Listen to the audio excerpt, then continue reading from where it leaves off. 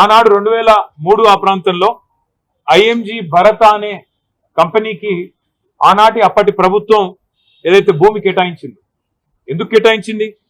ఆ ప్రాంతంలో sporting infrastructure create చేస్తారని చెప్పి ఒరిజినల్ గా ల్యాండ్ కేటాయించారు. అక్కడ క్రీడలకు సంబంధించి స్టేడియంస్ కానీ అకాడమీలు కానీ అట్లాంటివి మాత్రమే పెడతారని ల్యాండ్ ఇచ్చినారు తప్ప అక్కడ మళ్ళీ బహుళ అంతస్తుల మేడలు అంటే 50, 60, 70, 90 అంతస్తుల మేడలు కట్టమని, కోట్ల స్క్వేర్ ఫీట్లలో బిల్డింగ్లు కట్టమని ఆనాడు ఆ గవర్నమెంట్ ల్యాండ్ ఇవ్వలేదు. ఆ గవర్నమెంట్ ల్యాండ్ ఇచ్చింది అక్కడ క్రీడలకు సంబంధించిన అక్కడ వాతావరణ నిర్మాణం కోసం, ఒక ఇన్ఫ్రాస్ట్రక్చర్ నిర్మాణం కోసం కేటాయించారు.